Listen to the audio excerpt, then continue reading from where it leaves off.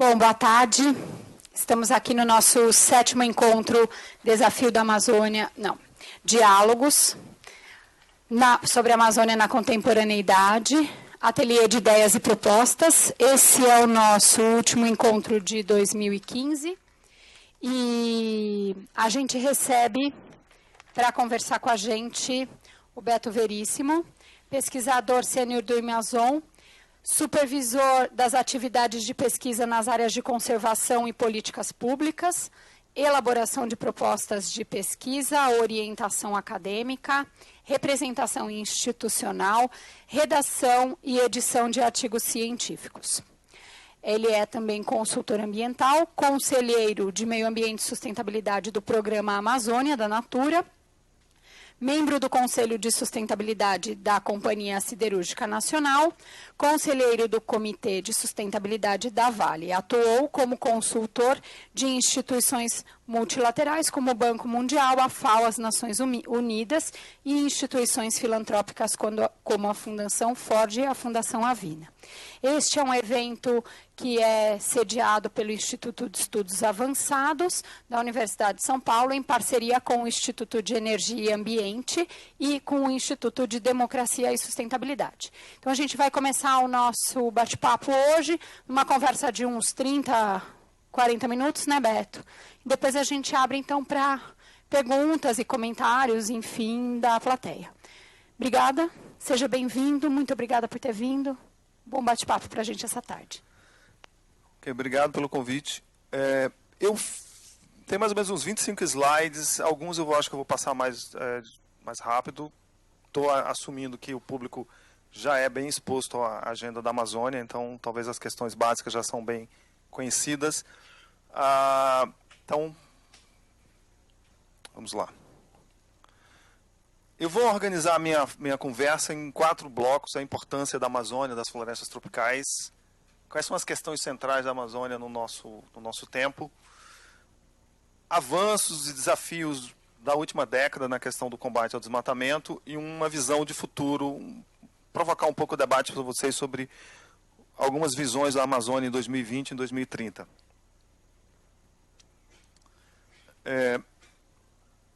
As florestas tropicais do mundo, elas são mais ou menos 10 milhões de quilômetros quadrados, 1 bilhão, seria 1 bilhão de hectares.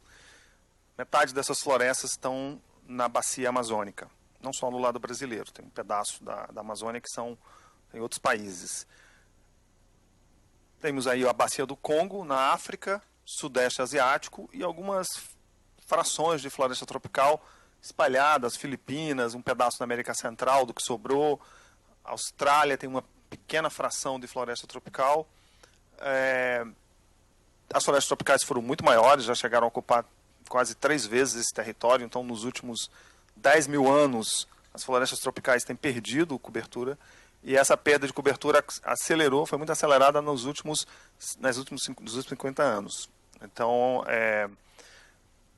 as florestas tropicais têm 50% da biomassa florestal e tem, dependendo das estimativas, metade ou mais da biodiversidade. A floresta tropical sempre foi referência até os anos 70. A agenda, quando se falava em florestas tropicais, estava se falando principalmente de biodiversidade e diversidade étnico-cultural. Nos anos 80, o debate começou a incluir a importância das florestas por serem reservatórios de carbono, o papel das florestas na questão de regulação do clima passou a ter destaque. E essas 3 coisas, clima, biodiversidade e diversidade étnica cultural, vamos dizer que é o tripé pelo qual todo mundo, as pessoas reconhecem a importância das florestas tropicais. E é claro, quando a gente está falando de carbono, de florestas luxuriantes, a gente está falando de água, está falando do papel que a floresta tem na produção de chuva, de água, e vocês já devem ter escutado sobre isso.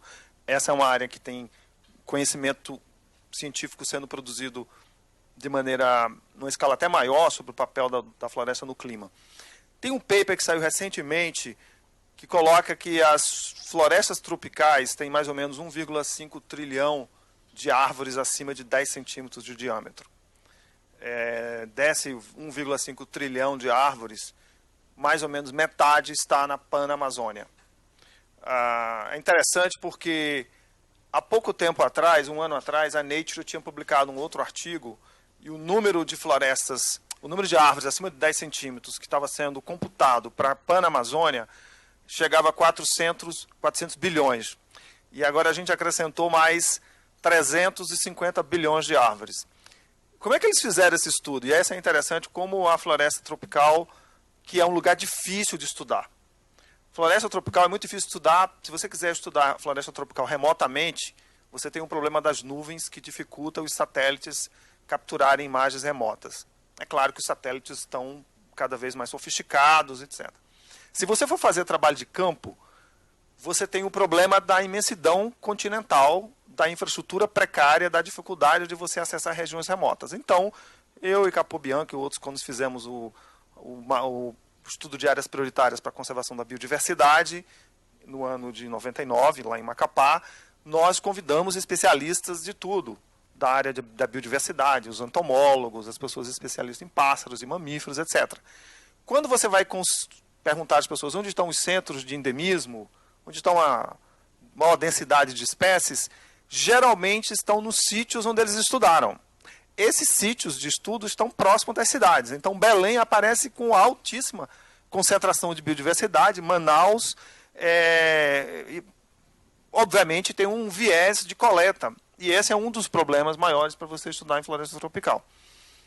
Essa diferença é porque eles usaram um método com imagem de satélite mais sofisticado, que permitiu fazer uma correção de 300 bilhões de árvores, foi corrigido nesse método. Então, a possibilidade de você fazer uma correção. Isso eu estou pegando essa informação para dizer que nós conhecemos muito pouco das florestas tropicais. A gente conhece pouco da biodiversidade, a gente conhece muito pouco das funções que elas têm do ponto de vista de clima, embora esse conhecimento de clima esteja cada vez mais avançado. E a gente tem uma história muito recente do desenvolvimento desses territórios que está sistematizada. No caso da Amazônia brasileira, é onde essas informações estão mais avançadas. Quando a gente sai da Amazônia brasileira, que representa 1/3 das florestas tropicais, você entra num grande vazio de informação. Só para dar um exemplo, enquanto o Amazon publicou na semana passada os dados e o mapa de desmatamento da Amazônia brasileira do mês de outubro de 2015, a Bolívia, a Colômbia, a Venezuela, o Equador tinham mapas de desmatamento até recentemente que tinha mais de 10 anos. Fazia 10 anos que eles não atualizavam seus mapas. O Congo não tem mapa anual de desmatamento. Portanto, e essa informação de entender a dinâmica de uso da terra é uma das informações cruciais se a gente quiser ter um entendimento e uma abordagem para resolver os problemas da Amazônia. Como eu falei, aqui estão as florestas tropicais. Na América do Sul tem metade, os fragmentos que tem na América Central, África e Sudeste Asiático. Eu já falei. Aqui, a bacia amazônica, que é bom a gente lembrar, tem 8 milhões de quilômetros quadrados. Tem várias definições de Amazônia, tá? Tem bacia amazônica, tem Amazônia que inclui também bacia amazônica com bacia do Orinoco, tem uma parte do que a gente chama de Andes que se conecta também com a Amazônia. Eu peguei aqui uma das definições, a definição que a Fundação MUR utiliza. Tem outras definições que chegam à Amazônia de 8,6 milhões de quilômetros quadrados, tem definições que chegam em torno de 7 milhões de quilômetros quadrados.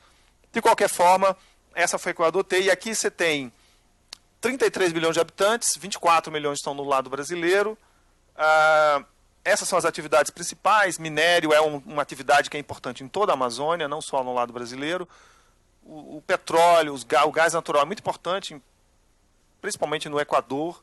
Agora, Peru também está aparecendo exploração, e Bolívia. A atividade florestal está presente nesses territórios, mas com mais destaque no Brasil, Peru e Bolívia. E agronegócio é crescente, principalmente na Bolívia e no Brasil. E a produção de energia, via hidrelétricas principalmente, é uma atividade que é muito forte no Brasil, crescente, porque tem vários planos de expansão de hidrelétricas no caso do Peru.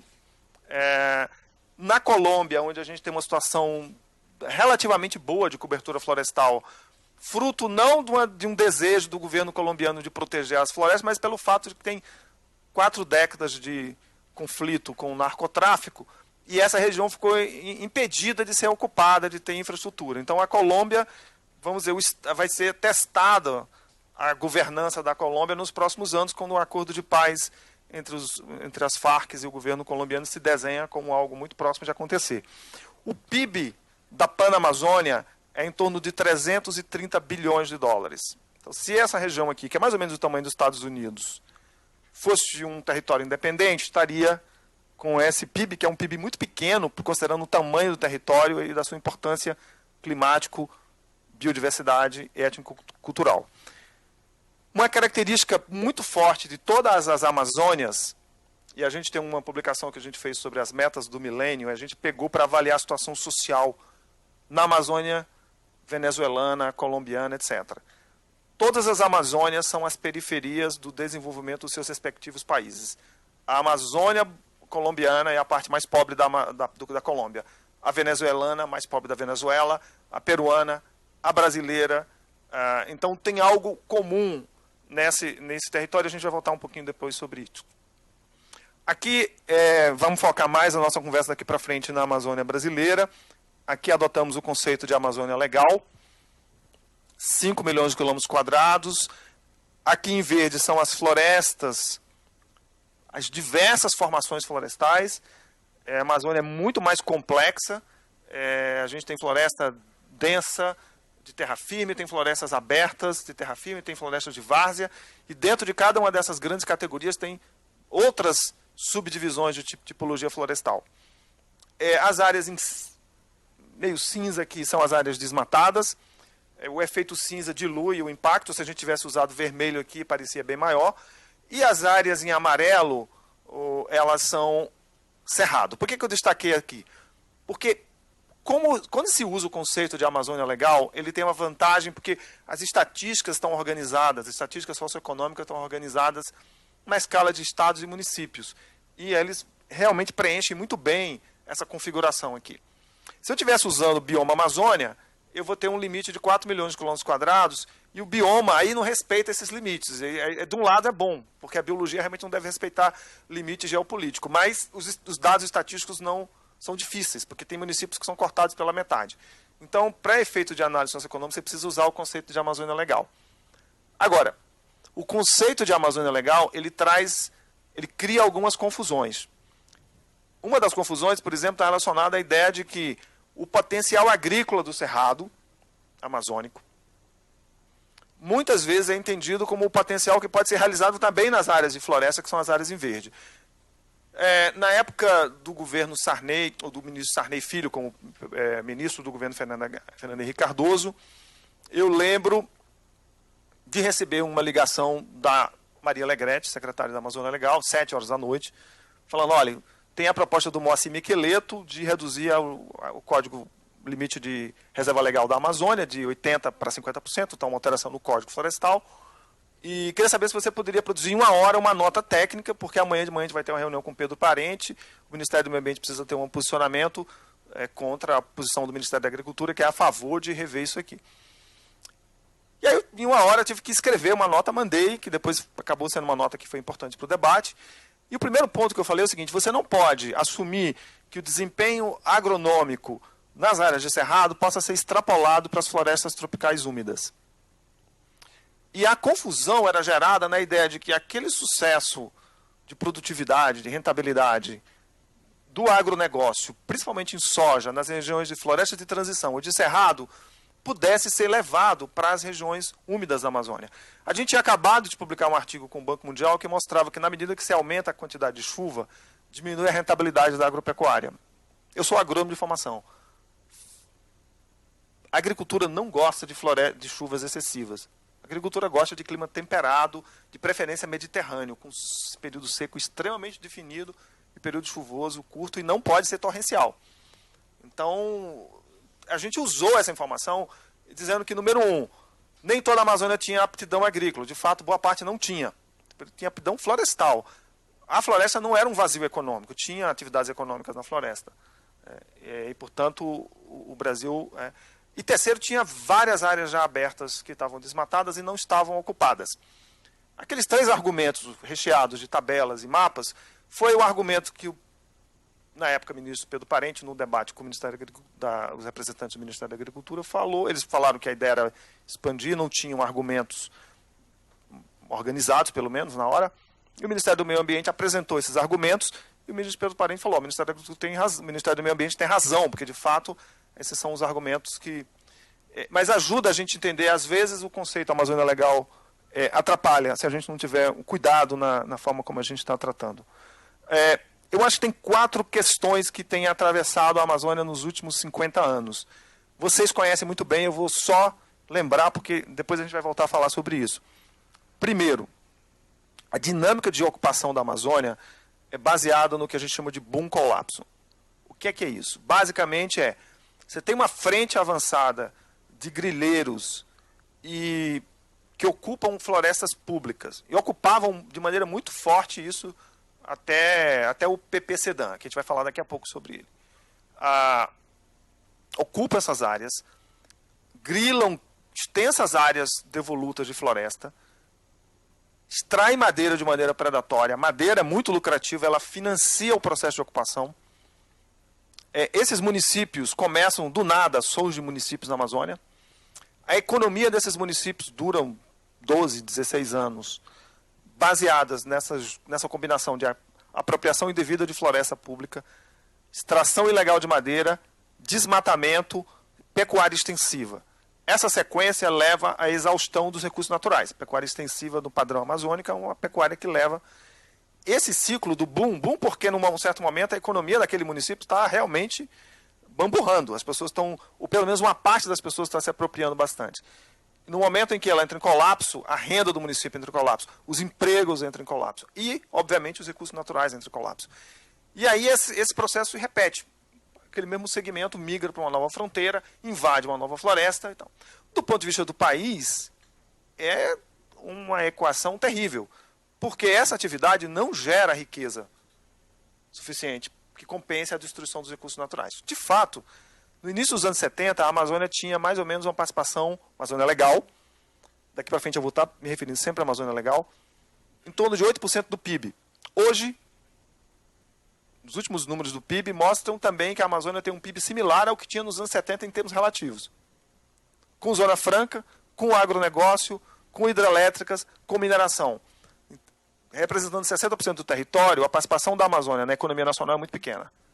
Então, esse padrão de boom colapso, ele realmente não melhora e os dados são bem contundentes. Tem um déficit social na Amazônia, eu vou mostrar rapidamente daqui a pouco um mapa que a gente fez do Índice de Progresso Social.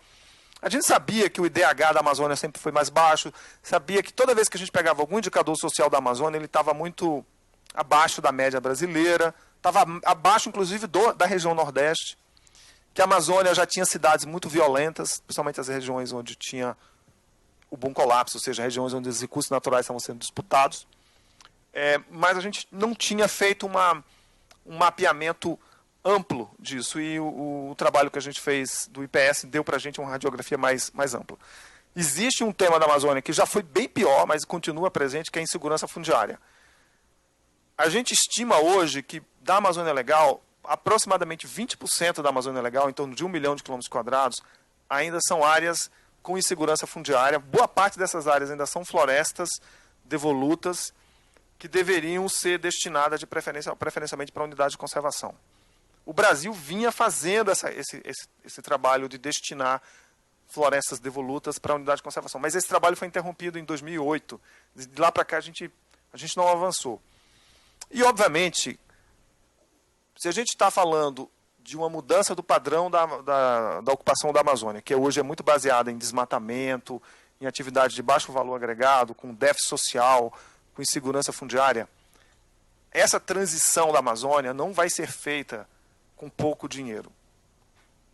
A Amazônia quase que precisa de um plano Marshall, ou um Bretton Woods, se ela tem importância global, importância regional pelos seus serviços ambientais, você precisa ter... Tem vários números que as pessoas já produziram, mas, por exemplo, a McKinsey veio com o número de que a Amazônia precisaria de mais ou menos 340 bilhões de reais de investimento, divididos aí em 20 anos, em 5 áreas. E uma delas era a área de definição fundiária e tal. Outra área era padrão de infraestrutura para a Amazônia que pudesse dar conta da sua imensidão territorial. Por exemplo, a Amazônia tem sérios problemas de acesso à internet, e isso é um inibidor do ponto de vista de desenvolvimento, para as coisas, inclusive, que a gente deseja. Fazer extensão rural na Amazônia não dá para fazer no modelo que se faz no resto do Brasil. Em Altamira, município de Altamira, que tem 170 mil quilômetros quadrados, quase o tamanho do Paraná, da sede do município, algumas vilas são 1.000 quilômetros. Tem algumas vilas que estão a quase a distância de São Paulo para Porto Alegre, no município. Então, como é que um município vai fazer serviço técnico, social, com essa infraestrutura? Claro que a gente não quer construir estrada para levar as coisas, a gente quer ter uma infraestrutura mais inteligente, que use, inclusive, tecnologias remotas para ter satélites de boa qualidade naquela comunidade e que use outros formatos de infraestrutura que não signifique supressão da floresta. Quando a gente está falando um pouco da Amazônia, é importante às vezes a gente falar, isso aqui é a divisão da Amazônia em 4 fronteiras. E ela está dividida de acordo com o limite dos municípios. Em amarelo claro são a chamada Amazônia do Cerrado, a Amazônia não florestal, sempre foi savana, cerrado, campos naturais. No limitezinho ali verde aparece o limite do bioma. Em vermelho são municípios que, em geral, já desmataram 80% do seu território. São municípios que já estão naquele processo do colapso, que eu estava me referindo, bom colapso. O verde claro são municípios que têm floresta, mas estão sofrendo um processo muito intenso de perda florestal. Desmatamento São Félix, Novo Progresso, Altamira, municípios aqui do norte do Mato Grosso, regiões ali do Amazonas, Apuí, Humaitá, Lábrea. Então isso dá a ideia de quando a gente estiver falando em soluções para a Amazônia, e obviamente a grande área em verde são municípios que têm mais de 90% de floresta e baixa taxa de desmatamento. As soluções para a Amazônia, elas nunca serão uma solução pasteurizada para todo o território. No mínimo, a gente tem que levar em conta que tem várias fronteiras com diferentes níveis de pressão, diferentes estágios de ocupação, condições naturais distintas. Essa aqui é só uma tipologia. Na verdade, você pode criar várias tipologias de como você pode customizar políticas públicas para a região. Eu falei do déficit social. Esse mapa aqui é um mapa que foi feito na escala dos municípios. Isso foi um trabalho que a gente fez em 2014. Ele é uma adaptação de um índice que foi desenvolvido pelo Social Progress Imperative para os países. Esse relatório foi publicado pela primeira vez em março de 2014 para 132 países, e o Brasil aparecia na 46ª posição nesse ranking global de países. Em agosto de 2014, poucos meses depois, a gente lançou o primeiro relatório subnacional do mundo, que foi o Índice de Progresso Social Amazônia Brasileira na escala de municípios. Então a gente trouxe o índice que era país para municípios. Usamos a mesma metodologia, porém com indicadores apropriados à realidade da Amazônia. Esse índice mostra, e é interessante essa história desse índice, porque a gente viu essa apresentação lá em Oxford, fez a parceria com a Universidade de Harvard, que é quem desenhou, Michael Porter, que é um guru da área de negócio, é o cara que desenhou isso, uma parceria com a MIT, a Universidade de Oxford e Harvard. Eles não estavam muito interessados naquele primeiro momento em descer na escala subnacional, e também desconfiavam que a gente pudesse fazer isso num horizonte de tempo muito curto.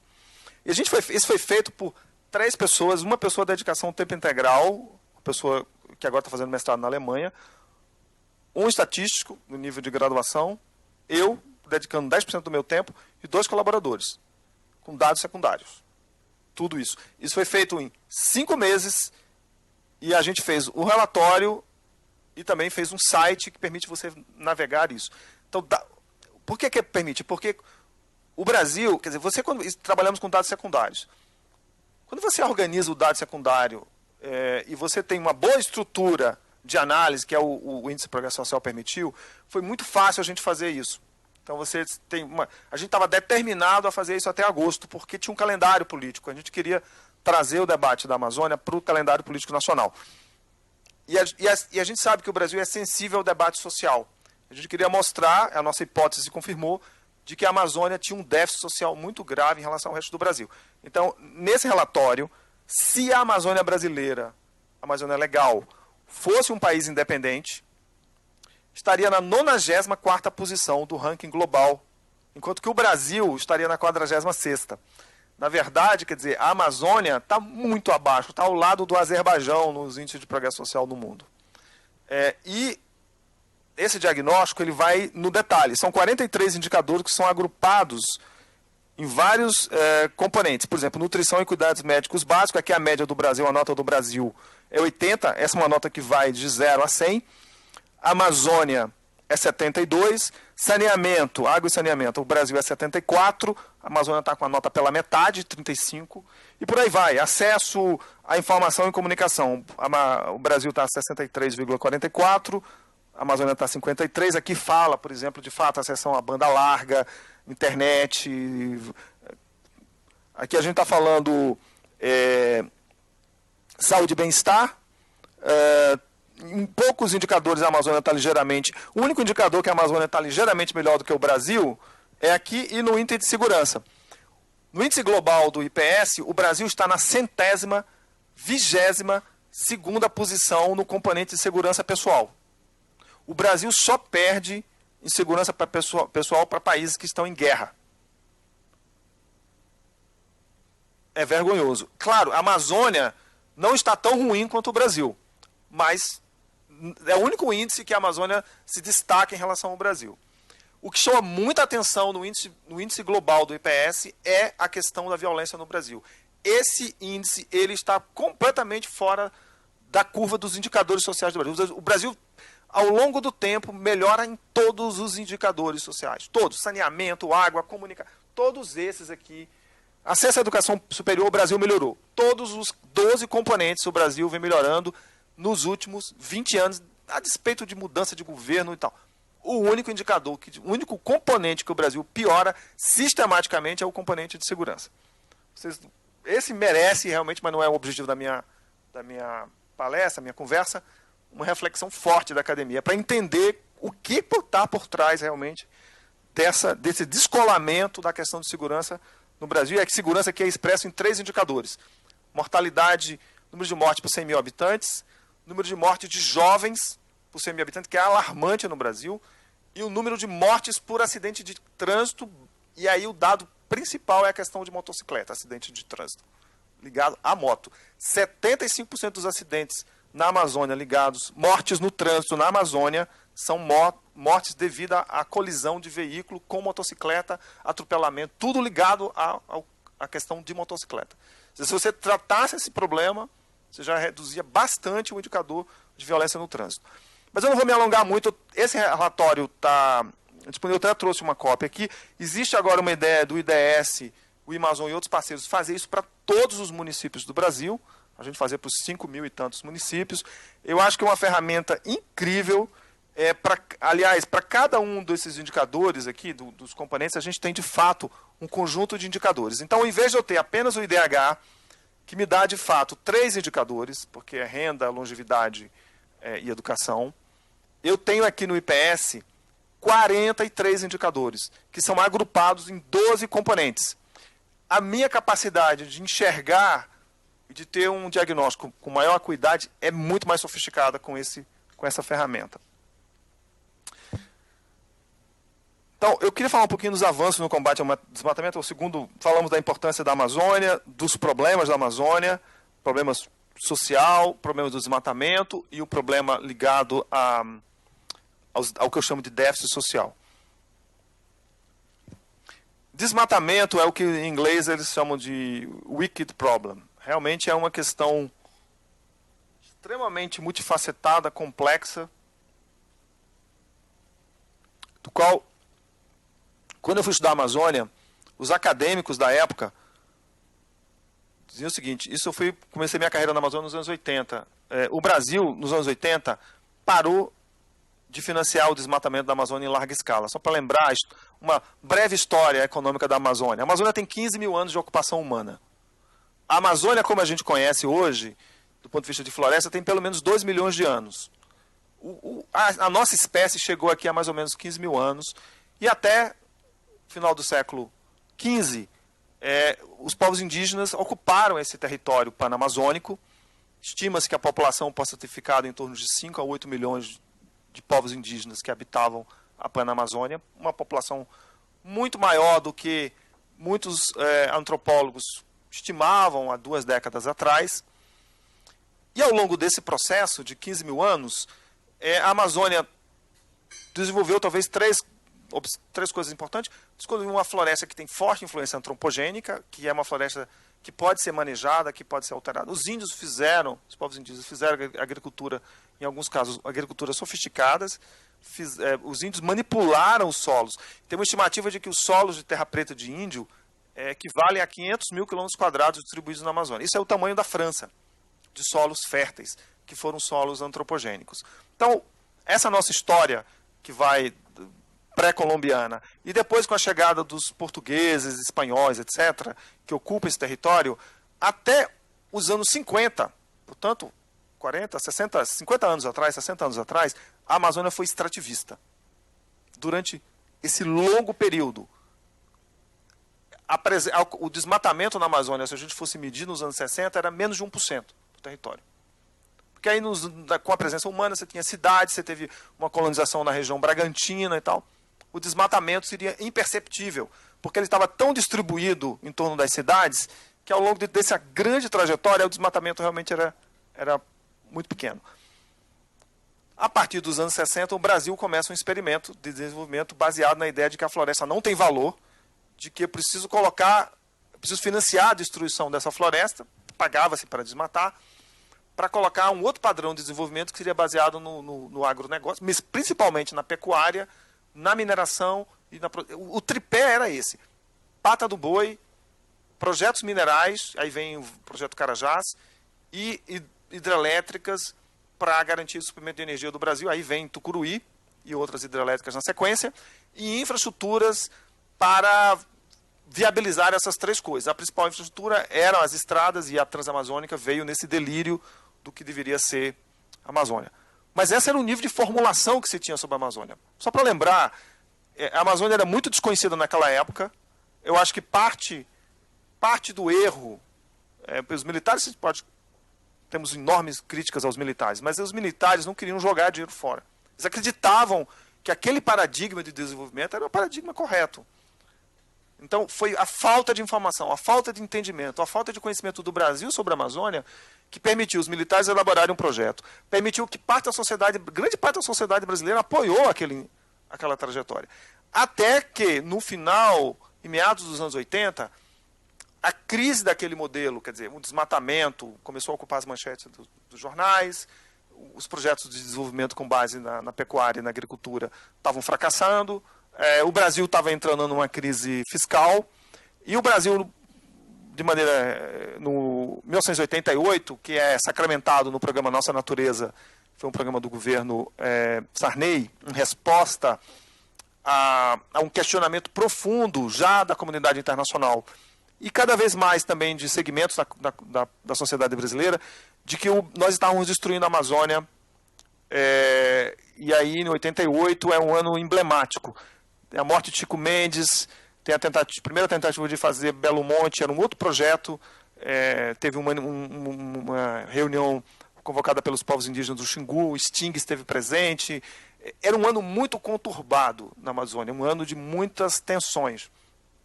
Mas foi aquele primeiro momento em que o Brasil, de fato, a sociedade brasileira e fora do Brasil, houve um entendimento de que tinha alguma coisa errado naquele experimento da Amazônia baseado no desmatamento. Aí, 2 anos depois, nasce o PPG-7, e essa agenda da Amazônia ganha uma repercussão internacional que eu acho que desde então se mantém. Da tentativa do plano Nossa Natureza, o programa Nossa Natureza do governo Sarney, passando pelo brevemente o governo Collor e Itamar, com várias tentativas de operações de comando e controle, depois do governo Fernando Henrique, com várias iniciativas também, o Brasil foi acumulando fracassos, mas também experiência de como lidar com a questão do desmatamento.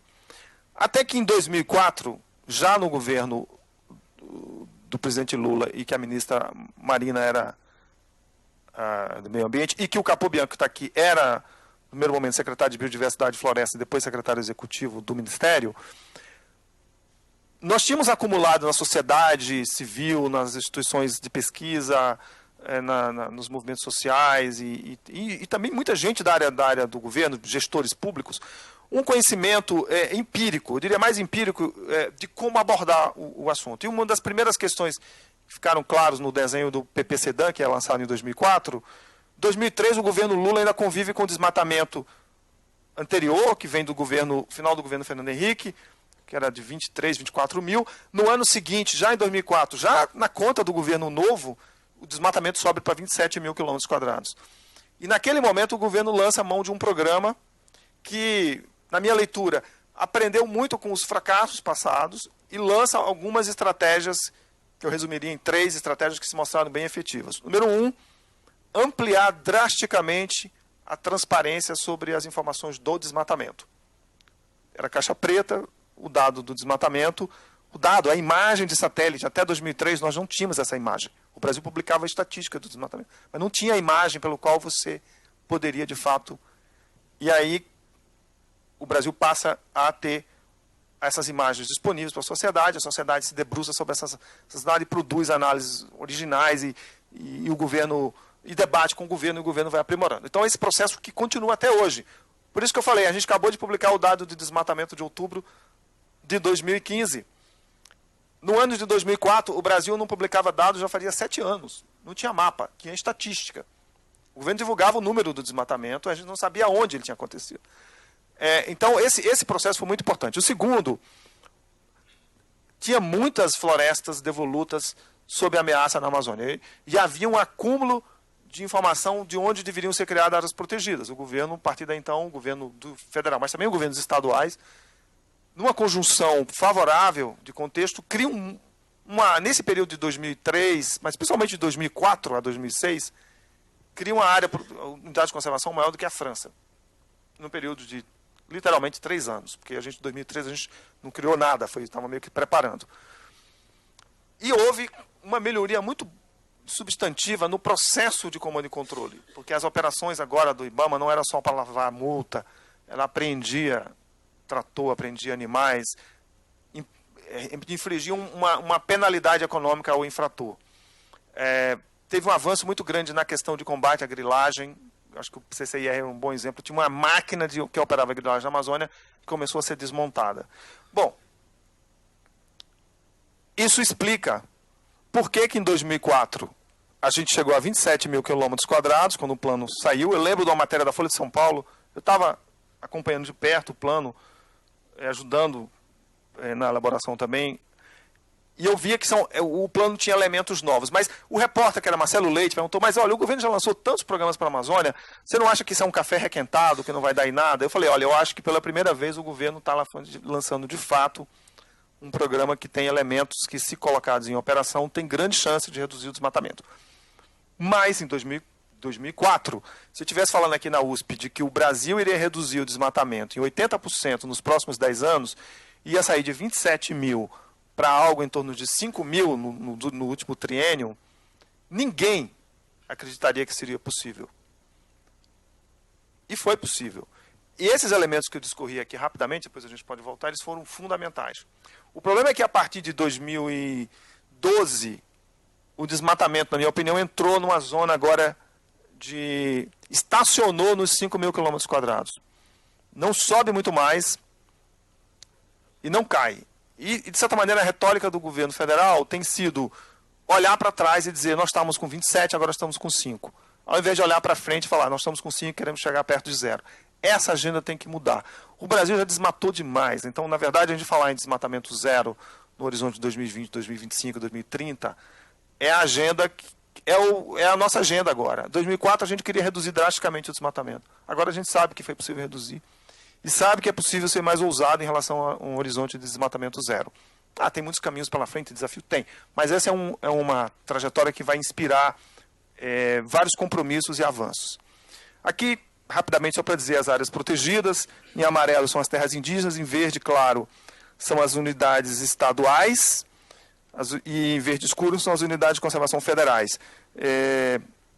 Então você vê aí o mapa da Amazônia, hoje em torno de 42% da Amazônia são áreas protegidas. Se a gente excluir as APAs, que são categoria de pouca efetividade de conservação, nós estamos falando de 38% da Amazônia.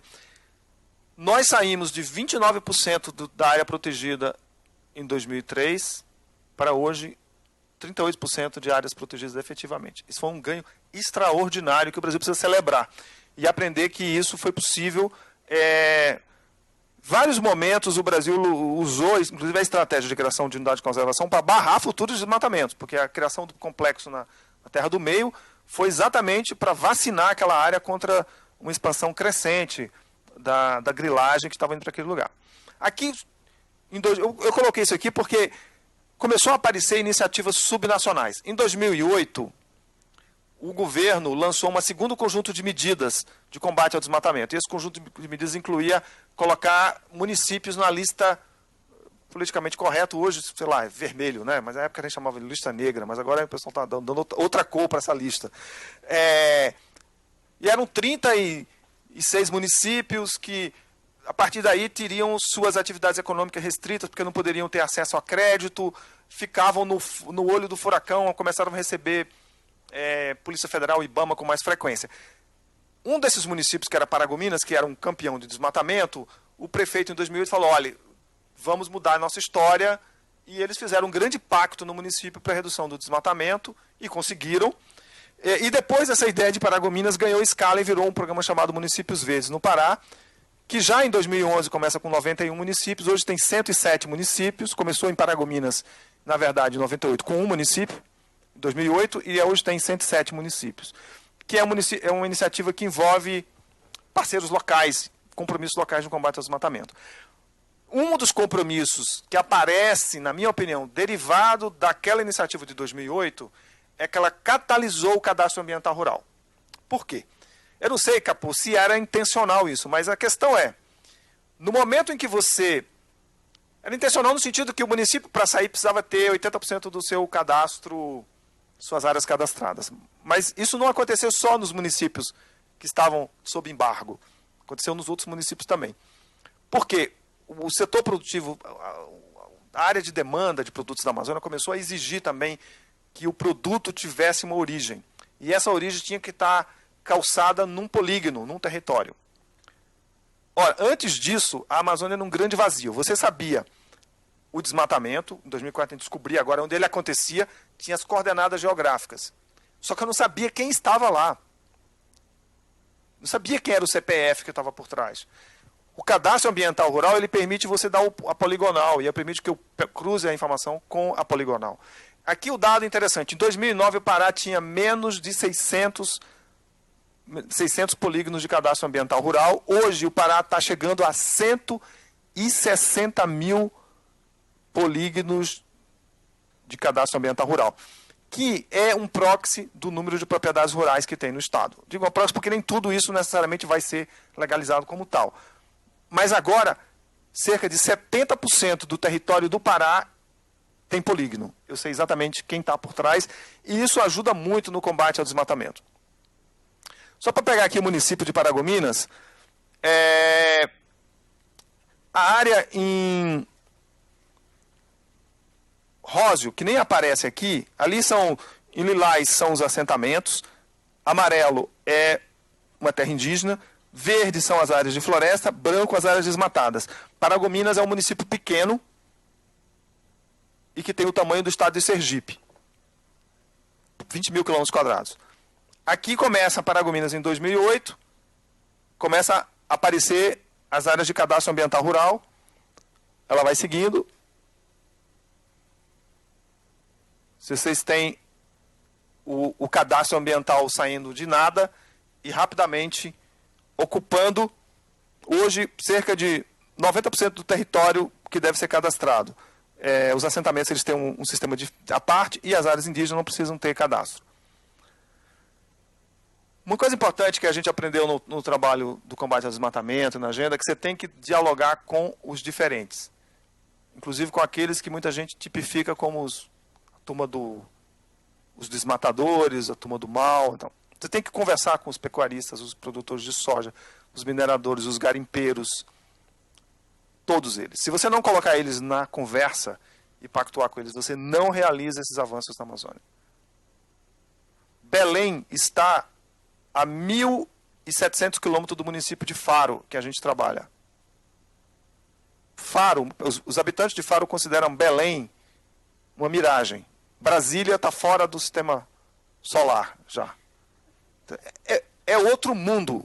Um mundo pelo qual as pessoas, os atores locais, os prefeitos, as lideranças, se eles pactuarem ali... Claro, você precisa ter políticas nacionais e estaduais que sejam consistentes para que alavanque esse processo de diálogo local. Mas a gente tem aprendido muito nesse processo de fazer as coisas de baixo para cima, mas eu não estou reduzindo a importância das coisas de cima para baixo. Elas precisam acontecer, precisa fazer simultaneamente. Aqui o Amazon é uma instituição que, na sua trajetória, é uma instituição pequena. Nós temos 30 pessoas, 15 pesquisadores, são 12 mesmo. O resto tem um grupo de equipe, muita gente de campo. O Amazon, nesses 25 anos, publicou em torno de 800 artigos científicos e técnicos. Agora, publicando na Nature, Science, essas coisas. O que tem impacto são essas coisas aqui. Esse é um manual que a gente fez, que hoje tem mais de 50 mil downloads, que já teve 10 mil impressões, que conta a trajetória do município às vezes, e foi feito basicamente documentando a experiência de campo que a gente estava tendo. O quarto autor aqui era o ex-prefeito de Paragominas. Na época ele era o prefeito, ele virou coautor. Depois, já na segunda edição, tem um fazendeiro também que virou coautor dessa publicação. Teve muita divulgação dessa agenda da Amazônia, e continua tendo aqui coisas que a gente tem feito. Em média, no nosso caso, eu estou colocando os nossos números só para a gente ter uma ideia, mas o Amazon, por ano, tem cerca de 1.400 a 1.800 inserções na mídia de assuntos que tem a ver com a Amazônia, que a gente consegue divulgar, desmatamento, tal, IPS. Ou seja, a gente procura realmente colocar a Amazônia sempre na imprensa, e tem outras organizações que fazem isso também muito bem, o ISA, o IPAN e outros. E, de certa maneira, essas organizações conseguiram criar uma narrativa da Amazônia brasileira para o resto do Brasil e para o mundo. Isso não tem nos outros países tropicais. A gente agora está num diálogo muito pan-tropical, porque a gente está conversando muito com... e o Brasil é uma referência positiva nesse... Isso aqui é uma especial da revista The Economist, foi uma capa da revista. A editora da revista The Economist passou 1 ano e meio viajando, procurando experiências de sucesso na conservação de biodiversidade. O Brasil era a última etapa da visita dela. Ela confidenciou para mim, porque eu viajei com ela uns dias na Amazônia, de que todas as experiências que ela tinha visto na África, na Ásia, tal, era sempre baseada na ideia de um parque que funcionou, de uma espécie, um leopardo que foi salvo, um rinoceronte que entrou. Eram histórias muito limitadas. A história de maior magnitude, de maior impacto sobre a biodiversidade, era a história do combate ao desmatamento da Amazônia brasileira.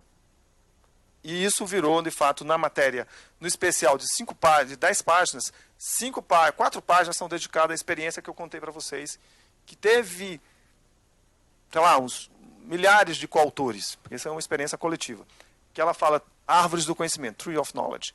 Como é que o Brasil conseguiu pegar um problema que era wicked, complexo, multifacetado, num país acostumado a ficar lamentando que as coisas não funcionam, como é que, em um certo momento, um conjunto de entidades, atores sociais, governos, conseguiram ter um entendimento correto da questão, lançaram um programa usado, e esse programa teve resultados. O problema está resolvido? Não. Mas nós mudamos a magnitude do problema. Nós saímos de um problema quase insolúvel para um problema hoje que tem...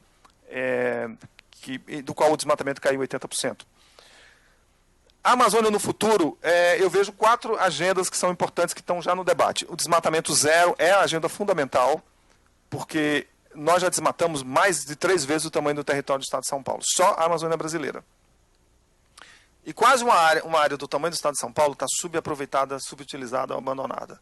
Então você tem muito espaço para aproveitar as áreas já desmatadas. A pecuária na Amazônia ela tem, em média, meia cabeça, vamos botar em quilo, a produtividade média da pecuária na Amazônia é 100 quilos de carne por hectare ano.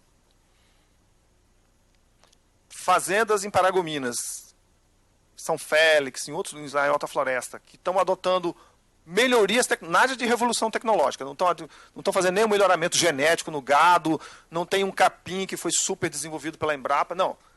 Tecnologias agronômicas, feijão com arroz, conseguem 500 quilos de carne por hectare ano. Os produtores que estão mais avançados já estão conseguindo 900 quilos de carne por hectare ano. Porque a pecuária extensiva ela se alimenta do desmatamento. Quando você fecha a fronteira do desmatamento, o pecuarista que é sério vai ter que usar melhor a terra que ele tem. Então você consegue fazer muito essa agenda do desmatamento zero, a gente pode voltar na conversa. Obviamente a economia de baixo carbono não basta só a Amazônia reduzir o desmatamento, é importante, mas a Amazônia precisa melhorar a qualidade do uso da terra nas áreas já abertas. Olhando para um horizonte de 2030, hoje, por exemplo, o Pará ainda é um estado que tem uma emissão per capita muito alta, 18 toneladas por habitante. Então estamos discutindo como é que o estado do Pará pode chegar em 2030 com 2 ou 4 toneladas. Como é que você faz isso? Melhorando a economia, agregando valor, reduzindo desigualdade e tal. Como é que você... Não é uma equação simples, mas ela... Novas formas de governança. Eu citei a imensidão territorial na Amazônia. Eu diria o seguinte, nós não temos experiência e conhecimento ainda suficiente para fazer uma governança típica de trópicos. Até agora, várias coisas que a gente conseguiu fazer, que foram importantes, de cima para baixo, elas foram aquelas iniciativas que tiveram um apoio muito grande. Mas, por exemplo, como é que você... A gente trabalha num conjunto de unidades de conservação que, somados, são 150 mil quilômetros quadrados na Calha Norte. 15 milhões de hectares. Como é que você faz plano de manejo, consolida uma área que é quase 4 vezes do tamanho do estado do Rio de Janeiro, e você tem 5 funcionários públicos para trabalhar nessa área? Ele não vai ter 10, 15 com essa crise. Então você tem que pensar que esse é um fator restritivo. Como é que você vai fazer a gestão desse tamanho de território com outras formas de governança? Como é que você vai envolver os atores locais? Como é que você vai, de repente, fazer cogestão envolvendo sociedade civil? Quais são as formas de governança da Amazônia? Isso só para falar de unidade de conservação. Mas nos municípios a mesma coisa. E a cooperação pantropical eu vejo como uma área que está... A gente está recebendo muitas visitas. Semana passada estava com a visita do pessoal do estado de Chiapas, no México. Estava vindo conhecer o cadastro ambiental rural. O pessoal da Bolívia tem vindo conhecer muita experiência de intensificação da pecuária. Como é que dá para intensificar a pecuária, ganhar mais dinheiro e reduzir a pressão sobre floresta. A Bacia do Congo está querendo saber como é que a gente faz monitoramento mensal do desmatamento. É tecnologia que dá para exportar para lá, quanto precisa. Como é que você faz? A gente tem uma iniciativa também de monitoramento da exploração ilegal de madeira. Como é que você consegue monitorar a atividade madeireira, que é uma atividade mais difícil de monitorar, porque ela não pressupõe a remoção completa do território. A exploração madeireira é seletiva, ela vai tirando algumas árvores, então o satélite não mostra nitidamente no primeiro momento aquela cicatriz. Então tem muita cooperação de conhecimento que foi acumulado na Amazônia. Algumas oportunidades aí, conexão floresta e clima. Essa conexão está cada vez maior. Eu acho que, a gente vai desembocar agora na COP. O papel que a floresta tem na regulação do clima, no estoque de carbono, na produção de chuvas e tal, vocês sabem disso, eu não vou ficar repetindo. Acredito que qualquer ambição, qualquer resultado mais ambicioso e compromisso mais ambicioso que sair de Paris, ele vai refletir no nível de ambição que o Brasil vai ter que ter em relação às florestas tropicais da Amazônia. O Brasil, o governo federal, nos últimos 3 meses, saiu do imobilismo total para algumas manifestações que indicam que essa pressão está acontecendo, seja uma pressão interna e externa. Tem falado já em buscar o desmatamento ilegal zero mais cedo em Mato Grosso, no Acre. Estava só com o compromisso do ilegal para 2030, já está falando agora em 2020 para 2 estados. Eu acho que esse é o caminho. Ilegal não é suficiente, tem que ser total. Então, eu acho que essa questão da Conferência do Clima, pressão de mercado. O Consumer Goods Forum é um fórum que reúne grandes empresas, Nestlé, Unilever, entre outras, que compram 3 trilhões de dólares. O PIB dessas não compra, mas o PIB dessas empresas, o valor de mercado dessas empresas é em torno de 3 trilhões de dólares. E elas têm um compromisso de, em 2020, só comprar carne, papel e celulose, soja, dendê e madeira de fontes de desmatamento zero. Então, eu acho que essa pressão é crescente. Tem várias iniciativas nacionais e subnacionais nessa linha. Para alguns atores locais, eles dizem, olha, está muito claro, acho que a fala do governador aqui deve ter feito isso, mas ele tem dito isso, o governador do Pará, o seguinte, o Pará quer ser o quê? O Pará é um estado importante, é um estado que tem uma dinâmica de desmatamento ainda preocupante, mas que tem enfrentado, tem se colocado numa proposta ousada de eliminar o desmatamento. Colocar isso para o debate, que ninguém para o desmatamento por decreto, você tem que fazer um acordo com a sociedade. Então, está propondo isso. Está dizendo o seguinte, o Pará quer sair na frente e ser um estado que vai produzir commodities agrícolas, minerais, etc., livre de desmatamento. Então, o Pará não quer chegar na agenda internacional com pires na mão e dê dinheiro para a gente. Quer atrair investimentos capazes de gerar uma economia de baixo carbono e de desmatamento zero. Aqui é uma discussão que a gente está tendo na Amazônia. Hoje a gente está com desmatamento flutuando em torno de 5 mil, estamos aqui. Não pega, né? Então, nós estamos ali no pontinho onde começa o verde, em torno de 5 mil. O Pará está se colocando, o Pará está desmatando em torno de 1.800, são 2.000 quilômetros quadrados, a Amazônia em torno de 5. E o Pará está discutindo uma trajetória de redução do desmatamento no estado que chegue em 2020 abaixo de 300 quilômetros quadrados e 400 quilômetros quadrados. E a partir já de 2018, uma trajetória de restauração de áreas de passivo, de APP, etc. E que talvez em 2022 a gente consiga chegar aí abaixo de 100 quilômetros quadrados. E aí quando você chega nesse patamar, o desmatamento está administrado. Porque 100 quilômetros quadrados você consegue restaurar, reflorestar. Você sempre vai ter algum nível de desmatamento, mas ele tem que ser legalizado, tem que ser compensado e muito justificado. Eu posso ter porque, de repente, tem alguma infraestrutura absolutamente necessária que eu preciso fazer. Mas ele vai ser a exceção. Né? Então, essa conversa está avançando com todo mundo. E a gente acha que, no pior cenário, a gente vai chegar com desmatamento bem mais baixo do que a gente está hoje. Está 1.800, 2.000, vai ser abaixo de 1.000. Mas a gente precisa colocar esse debate na ofensiva. Aqui a conexão de mudança do clima, que é muito forte. Aqui as emissões do Brasil. Esse gráfico mostra o seguinte. O Brasil estava emitindo em torno de 2,1 gigatons de CO2 equivalente quando o Brasil assumiu o compromisso de redução de 80% do desmatamento e também assumiu um compromisso de redução das emissões em 2020. E ao invés do Brasil emitir em 2020 3,2 gigatons, o Brasil, no primeiro compromisso, acho que você estava ainda, né, Capô, no governo, as emissões seriam 2,06 gigatons. Ou seja, o Brasil que emitia em 2005 2,1 gigatons, que se não fizesse nada, chegaria em 2020 com 3,2, se comprometeu em 2009 na COP a de fato chegar em 2020 com 2,06. O Brasil só conseguiu construir esse compromisso porque o Brasil sabia que dava para reduzir o desmatamento. E o desmatamento é que tem dado a contribuição para que as emissões do Brasil em 2012, 2013 ficassem 1,4 gigatons. Agora elas estão começando a subir porque o Brasil está começando a sujar a sua matriz energética, mas se a gente conseguisse, vamos dizer, manter o cerco fechado sobre o desmatamento e avançar nas outras agendas, o Brasil poderia chegar de fato em 2020 abaixo do que o Brasil se comprometeu em 2009. E eu lembro que esse foi também o primeiro compromisso realmente de países em desenvolvimento nessa questão aí. E tem os dois compromissos. Eu vou falar por último só um pouco do como é que o Amazon, um instituto pequeno, e eu acho que todas as outras organizações que trabalham também são relativamente pequenas, conseguem ter algum impacto. Eu acho que, primeiro, desde o início, o Amazon coloca sempre na frente um nível de ambição muito grande naquilo tudo que a gente está se envolvendo.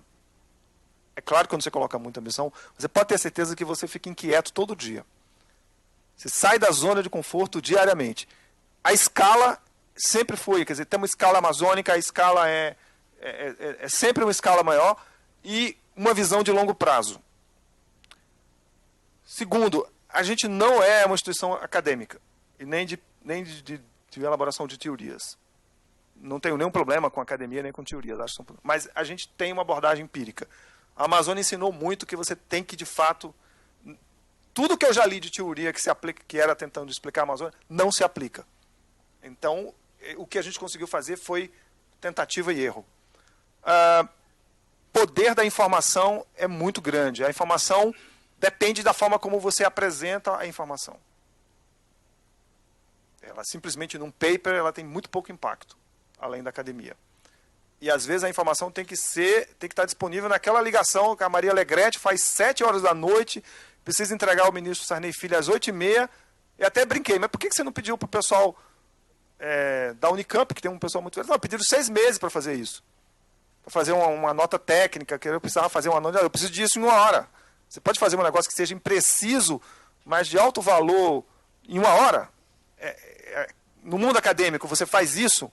Com que nível de conforto você faz isso? Obviamente, pesquisa multidisciplinar. Muitas Amazônias. Tem muitas. Eu simplifiquei muito aqui. Elas têm muito do ponto de vista da cobertura da informação de floresta, de recursos naturais. Tem muitas Amazônias do ponto de vista socioeconômico. Quando eu falei do índice de progresso social, ele se aplica para os brancos, não se aplica para os índios. Aquele índice de progresso social, se fosse fazer nos povos indígenas, seria outro. Eu teria que desenvolver outra abordagem. E a Amazônia tem 22% do território de povos indígenas. Então, em alguns momentos aqui, eu simplifiquei muito para efeito da limitação do tempo. Outra coisa, tem muitos interesses legítimos. O meu interesse não é o único interesse legítimo. Se eu não reconhecer que as pessoas que estão lá, os atores econômicos, têm interesses legítimos, e que eu possa dialogar com esses interesses legítimos, para um interesse legítimo maior que a da sociedade brasileira e planetária, eu não consigo avançar em nada. Precisa fazer alianças e pactos todo o tempo com a autoria. Tudo que a gente fez tem uma lista de autoria que é na ordem de centenas. Nada fizemos sozinho. Algumas vezes a gente empurrou. Todos os problemas, os da Amazônia, desmembrados em todos os pedaços possíveis, são factíveis de serem enfrentados. Nós temos que fazer gestão de problema todo o tempo. Quebrar o problema em pedaços menores, ter visão clara de alto câmbio de grande resultado, milestones no caminho, qual é as etapas que eu preciso avançar, avaliação permanente, feedback, etc. E, no fundo, eu acho que a coisa que tem sido mais importante para a gente é lembrar disso aqui. E, por último, de certa maneira, ter um senso de humildade, de que essas questões todas são muito maiores do que qualquer organização e qualquer ego que esteja envolvido nessa questão. Então, se a gente quiser ter alguma efetividade em problemas complexos e wicked, que eu mencionei usando um termo em inglês, que é o desmatamento, mas se aplica talvez a outros problemas que a gente tem no Brasil, no nosso caso, essa receita tem sido fundamental. Obrigado.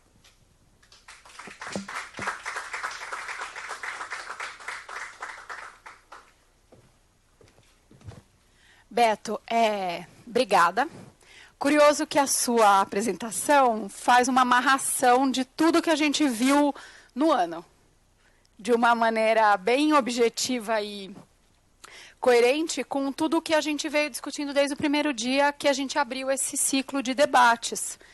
Então, bacana você colocar uma visão de quem é um estudioso da Amazônia, assim como todos que vieram para cá, e de quem está trabalhando não numa visão acadêmica, como você bem coloca, mas também numa visão de pesquisa com outro olhar, de propositura e de soluções. E com esse olhar que a gente vem colocando o desafio para esse grupo de dar continuidade para esse projeto, que é exatamente seus 3 últimos slides aí, de como isso se coloca. Então, muito legal, acho que todo mundo que está aqui, que tem acompanhado desde o começo do ano esse ciclo de debates, percebe essa amarração que foi feita e a relevância do tema e a importância da continuidade de um trabalho como esse Discutindo a Amazônia, num ambiente acadêmico que tem como proposta romper essa questão do acadêmico que fica na Torre de Babel. Estávamos Nelly, eu, o Júlio e a Carla conversando na segunda-feira à noite exatamente sobre isso, né, Nelly? O apanhado de material e de estudos e teses e dissertações e dados que você tem nas diferentes universidades que ficam guardados nas universidades. Por uma falha dos próprios acadêmicos de não ousarem escrever em uma hora um paper que poderia dar uma solução. Então, a gente estava conversando exatamente sobre isso, muito curioso, né? Então, bom, quero te agradecer e dizer que muito legal toda essa linha que foi colocada, a forma como você apresentou, que coincidentemente fecha esse ciclo nessa último bate-papo, e abrir então para os comentários do público, do pessoal que está online, agradecer também quem está assistindo a gente online e pedir que vocês se candidatem a falar, então, para a gente continuar nosso bate-papo aí até umas 4h30, que o Beto tem que sair, porque ele vai pegar um avião, enfim, tem outros compromissos. Então, vamos lá? Capô? Muito bem. Bom, Beto, eu achei excepcional a tua abordagem. Você fez uma abordagem bem... Você fez uma espécie de um scanner, assim, né? Conseguiu fazer uma... Acho que levou todo mundo aqui a fazer um sobrevoo, assim, bem interessante. Gostei muito da forma como você abordou.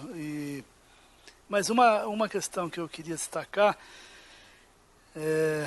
que me chamou a atenção, foi como você abordou o PPCDAM, porque eu estou envolvido nisso desde sempre, participando de uma discussão, inclusive aqui nós tivemos algumas apresentações super interessantes que também trabalharam a questão do PPCDAM. Teve uma recente da Estela, pesquisadora da UFRJ, que fez um estudo justamente sobre os municípios verdes. E ela fez uma avaliação muito interessante sobre o PPCDAM, né? E foi engraçado que ela começou a falar dela dizendo que é uma avaliação rara, porque é uma avaliação de uma política pública que deu certo. Que normalmente a avaliação é de políticas públicas que não deram certo, por que não deram certo? E nesse caso a avaliação não deu certo. Mas o que eu achei interessante na sua abordagem, que para mim foi inédita, ouvindo, tudo bem que de você até esperava que fosse assim na verdade, mas eu acho que para quem está aqui, eu não podia deixar de destacar esse ponto. Normalmente, quem avalia o PPCDAM começa, quando fala das frentes de ação, começa com comando e controle, depois vem para a questão fundiária, unidade de conservação, e depois fala da questão de infraestrutura e de desenvolvimento econômico e tal. Você fez uma inversão, você começou falando da questão da abertura dos dados. Eu não, é claro que você não falou que numa ordem de importância quando você disse, mas o fato de você começar falando pela abertura dos dados é interessante por dois motivos. Primeiro, porque revela exatamente como foi pensado, né? O grande desafio inicial do PPCDAM, que foi uma guerra interna no governo, que teve que mobilizar o presidente da República para resolver, foi a autorização da abertura dos dados. Os dados eram proibidos. Para você ter uma ideia, na época, o disco rígido, com os mapas que já estavam digitais naquela época, já tinham começado a digitalização dos mapas da Amazônia, começaram em 2001. Então, em 2003, já tinha uma base digital já. E esse disco rígido era guardado na casa de um dos coordenadores do processo. Ele não era nem acessível aos pesquisadores do INPE. Eles trabalhavam nos dados, produziam, e depois ele pegava tudo e levava o disco rígido, era um disco rígido externo. É uma loucura, né? E aí o desafio foi, bom, o primeiro passo é pôr esses dados abertos e iniciar aquele ciclo de seminários que você citou aqui, anuais, e depois chegaram a ser até em períodos menores, onde você reunia todo mundo que tivesse capacidade de analisar dados para discutir o que está acontecendo, as tendências, quais são os novos caminhos, as novas tendências em relação ao desmatamento. E eu acho que esse que foi a grande perda a partir de um certo momento. Porque eu me lembro bem que era justamente nesse confronto onde você disponibilizava os dados, promovia a discussão, entendia, via diferentes abordagens das diferentes organizações públicas e privadas em relação às tendências, para onde está indo o desmatamento, o que está acontecendo no chão, com a experiência de campo, de organizações que trabalhavam no campo. Era isso que ajudava a reorganizar. O próprio decreto de dezembro de 2007 foi feito a partir dessa avaliação. Quer dizer, se a gente não mudasse a legislação, a gente não ia segurar mais. Ele estava fugindo do controle quando estourou o desmatamento que subiu em 2008. Era justamente essa tendência que a gente conseguiu perceber no início, graças a esse trabalho que eu chamo de um mutirão de organizações públicas e privadas, né? Então, esse é um ponto extremamente importante que eu gostaria de destacar. Quer dizer, quando você diz que não se faz nada sozinho, né, existe uma questão central que é impossível compreender a dinâmica em tempo real de um ambiente como esse, tão diverso, tão multifacetado e tão grande, sem que você tenha um conjunto de organizações com o pé no chão, né, olhando essa situação e podendo refletir conjuntamente com outras que estão um pouco mais afastadas, mas conseguem ter uma visão do conjunto, né? Então isso é o que eu acho que está faltando, e é por isso, na minha opinião, que o EPCDAM parou. Eu ouvi, teve o lançamento essa semana dos dados do Observatório do Clima, que você acabou de citar, que é 1,5 milhões de toneladas, né? Não 1,4, 1,5 agora. Mas onde a ministra do Meio Ambiente estava, né? E ela falou que o EPCDAM já deu o que tinha que dar. Mas eu me perguntei, eu não estava lá, se tivesse, teria perguntado. Falei, bom, tá bom, mas então o que é? Né? Tudo bem, se o EPCDAM já deu o que tinha que dar, o que tem que dar? Porque tem que continuar dando, né? Que vamos estabilizar nos 5 mil quilômetros quadrados e achando que isso é normal, né? Então essa questão, mas eu acho que o que está faltando mesmo é essa capacidade de manter essa reflexão que se fazia na época.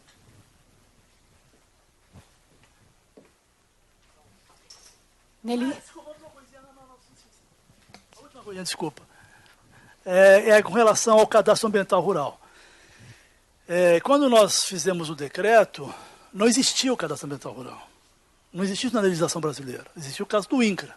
E existia a experiência anterior do SLAPR, que era um modelo de cadastro tentado no Mato Grosso e parcialmente no Pará, mas sem muito resultado, né? Na verdade, fez o cadastro e não adiantou nada, o desmatamento aumentou. Então, o que aconteceu? A ideia foi justamente forçar, através da participação do INCRA, porque o cadastro remetia ao INCRA. O decreto dizia que o INCRA, o proprietário tinha que ir ao INCRA refazer seu cadastro, mas de forma mais simplificada. Não era aquele cadastro. Então, era, digamos, o precursor, os primórdios do CAR, que depois se universalizou no Código Florestal. Então, na verdade, o pensamento foi esse mesmo, era criar a ferramenta do cadastro, que a gente acabou depois conseguindo fazer isso aí no código, né? Nelly. Oi. Beto, parabéns pela forma de abordagem que você fez. Isso realmente, de uma certa maneira, encerra esse ciclo que a gente está fazendo desde o início do ano. Você resgatou coisas já faladas, já trabalhadas aqui em diversos momentos, em diversas discussões, mas, de uma certa forma, você sistematizou isso colocando quase que um ponto final. Eu não acho que seja um ponto final, nós teremos ainda muito que andar pela frente na questão da reflexão em si, mas também na questão da ação. E aí eu vou tomar duas coisas que você comentou agora mesmo, 3 talvez, né?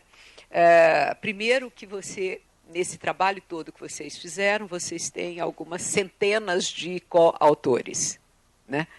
É uma lógica muito diferente da nossa, né, que o doutorando, principalmente, quando ele está numa fase de pensar, ele tem todo o direito de dividir com todo mundo, mas é um trabalho extremamente sozinho, solitário, né, no momento em que ele tem que escrever. Então, e que, de uma certa maneira, essa lógica acadêmica predomina em alguns momentos. É preciso essa reflexão também, esse momento de recuo de cada um, né? Então, mas lembrando que o próprio ciclo aqui tem servido, inclusive, para um conjunto de doutorandos e mestrandos dentro da universidade, que tem nos acompanhado, que tem seguido, para aproximar cada vez mais dessa realidade, né, que está tão perto e tão longe, né? Então, é muito interessante o pensar que nada é possível fazer sozinho,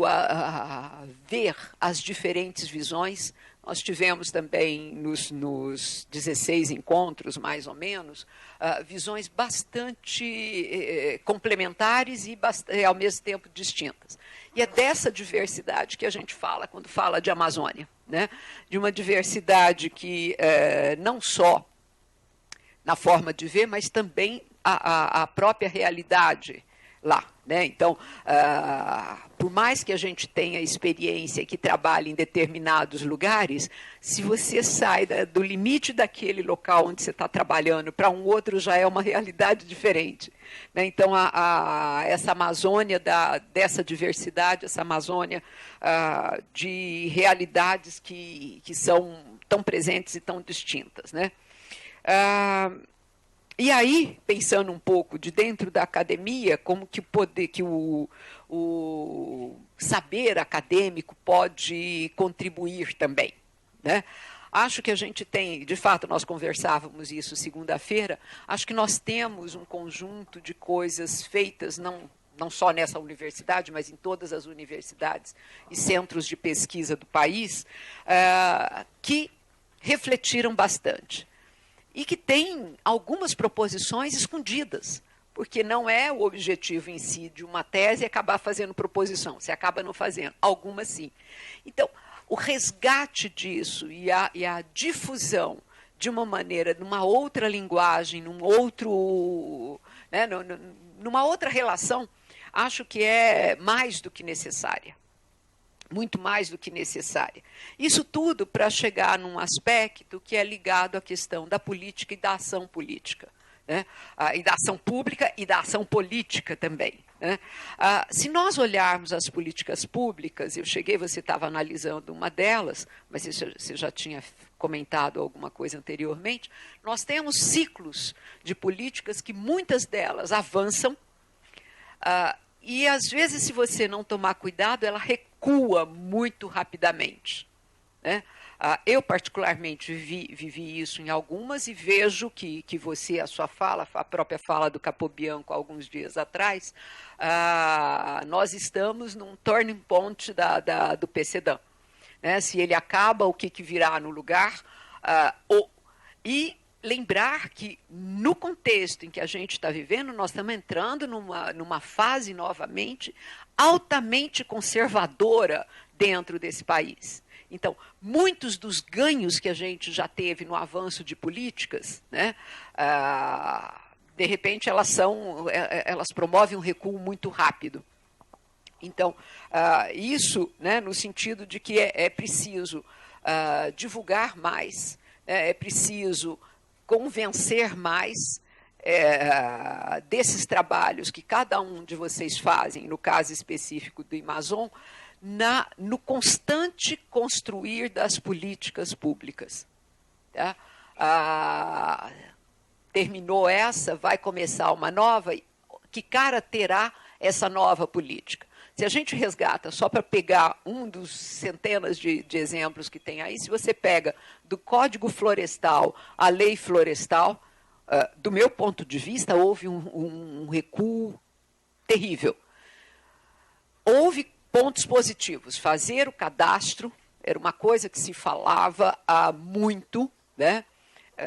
Vou brincar aqui, desde criancinha eu escutava isso, não, há muito tempo a gente escutava isso, e não se fazia. Então, o passo da implementação do cadastro, e o governador Jatene esteve aqui falando do trabalho, você, de uma certa maneira, confirma que isso avançou, é importante. Então, um dos instrumentos conseguiu avançar, conseguiu ser implementado, conseguiu um começo de implantação. mas ainda faltam muitos. E se olharmos, né, tomarmos o cuidado imenso de estar sempre atento, participante e mobilizado em qualquer que seja a nossa área de ação, para não deixar com que esse momento altamente conservador seja mais, se consolide mais do que os momentos progressistas que nós já tivemos em termos de políticas amazônicas. Tá?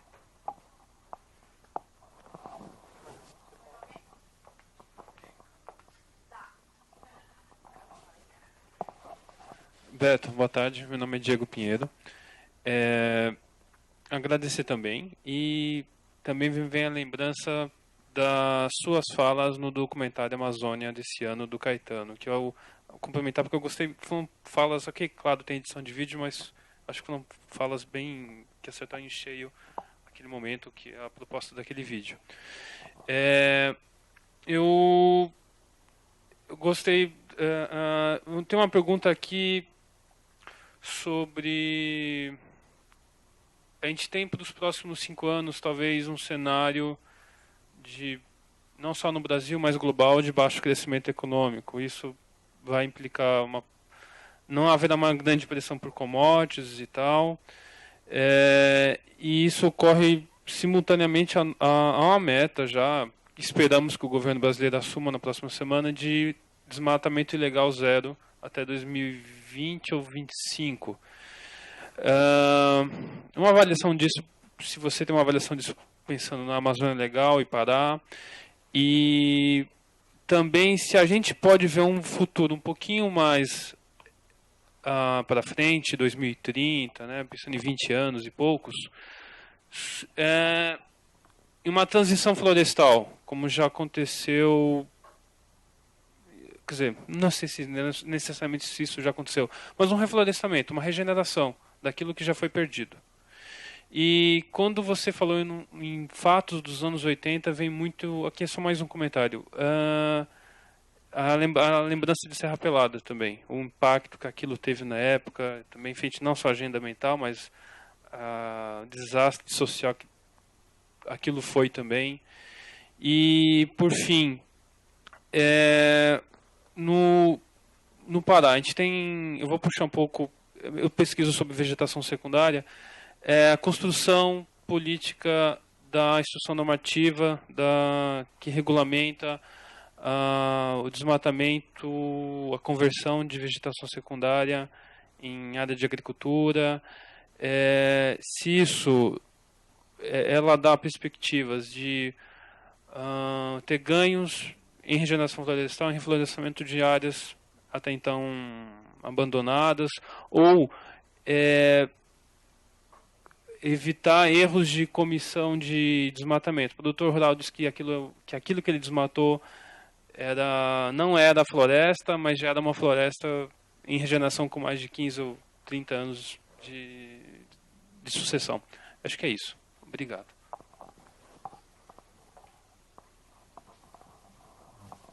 Vou começar pelas suas questões, são várias, Diego. Bom, acho que no tema especialmente de floresta secundária, de regulamentação, de como usar essa floresta secundária, o que você pode converter, o que deve ser deixado como floresta secundária para evoluir para uma floresta primária no futuro, eu concordo, é um tema que precisa que a regulamentação, nesse caso, às vezes é uma instrução normativa, uma portaria, ela reflita duas coisas. Uma é o nível de entendimento que você tem da sucessão. Nesse caso, aí, eu acho que o critério é principalmente área basal, né? A partir de que área basal, não sei se quem conhece o conceito de área basal, uma floresta em média de 1 hectare de floresta, você tem uma área basal que vai de 15 a 30 metros quadrados. É curioso, né? Que você pegar uma floresta em 10 mil metros quadrados, as árvores acima de 10 centímetros, o tronco dela, o fuste, só ocupa 20 metros quadrados, o resto é copa. Parece um pouco... Mas é isso, quer dizer, é um indicador que se usa. E outra, a capacidade de você monitorar isso.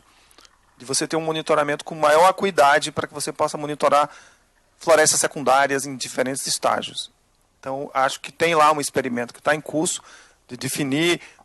Já teve casos de sendo questionado, gente que desmatou, que não devia desmatar, então A gente está acompanhando, mas eu acho que, em geral, isso vai remeter a uma outra coisa maior.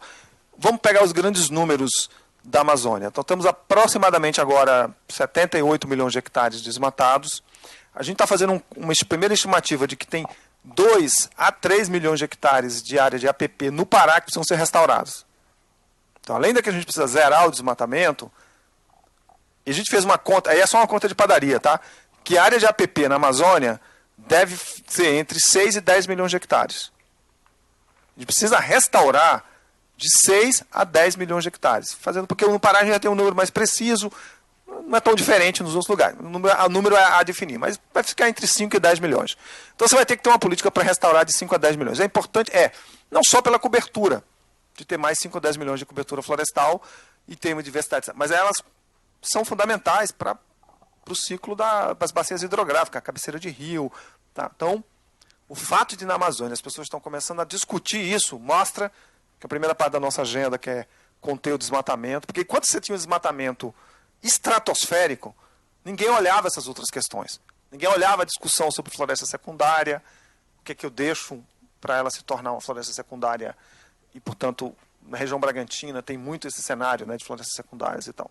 Então, eu diria que essa agenda agora, a gente pode fazer isso daqui para frente com uma certa rapidez, depois eu chego na questão do capô, por 2 mudanças profundas. Eu acho que no mundo acadêmico, no mundo de organizações que a gente chama de centros de pensamento e ação estratégica, que tem 2 coisas que são aliados da gente. Uma é a revolução no sistema de informação, sistema de satélite de informações remotas. Elas estão ficando mais baratos, tem mais satélites disponíveis, cada vez mais você consegue extrair muita informação com custo muito barato. E são, na minha opinião, irreversíveis esse processo. Você abriu a caixa preta, não tem mais como fechar. Naquela época foi fundamental, mas agora abriu mesmo. Tem outros satélites, tem várias organizações. Quanto mais o pesquisador, o grupo de pesquisa, a organização se apropriar desse conhecimento, dessa ferramenta, maior vai ser a capacidade dele de entender a realidade e de propor. Isso se aplica a todas as questões que a gente falou aqui. E o segundo é o poder, a capacidade de processamento de dados complexos, de Big Data. Essa é outra revolução. Quer dizer, antigamente, eu mencionei, porque os dados sociais que a gente fez é um exercício de Big Data. Quando a gente juntou tudo, para a gente gerar esse mapa, foi em 1h30. Ele gera em 1h30 todos os mapas. Se a gente pensasse há 10 anos atrás, eu precisava de um grupo grande para fazer essas análises e tal.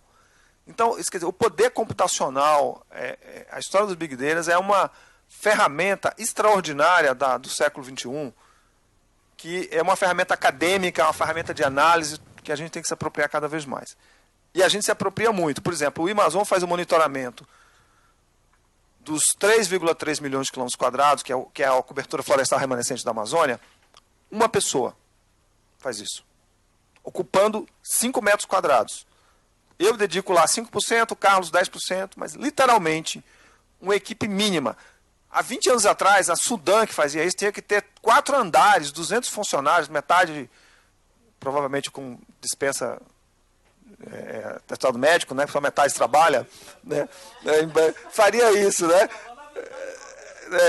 Mas assim, então hoje você pode ter na USP uns 50 que trabalhassem realmente, né?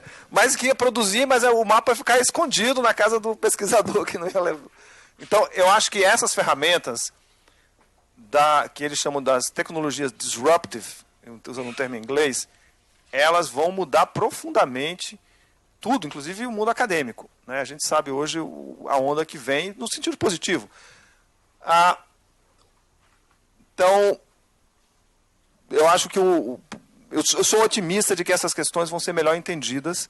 A gente vai ter capacidade de chegar mais perto delas no espaço e no tempo e portanto, colocar na sociedade à disposição. O Ministério Público, os legisladores vão ter informações melhores sobre essas questões que você colocou. Eu diria o seguinte, tem uma coisa legal agora que as fundações usam, que é a teoria de mudança. Não sei se vocês já estão se apropriando disso. Fundação é um mundo de criação de conceito. Porque qual é o orçamento? As fundações nos Estados Unidos, elas têm 4 a 5 trilhões, é o endowment das fundações. Elas têm que doar 5% disso.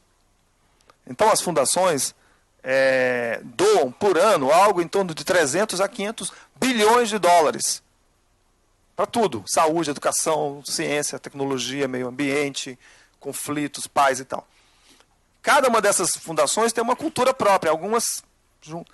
E elas têm gente muito boa. Eles pegam os melhores quadros e eles vão aprendendo. Rockefeller, MacArthur, Moore e tal.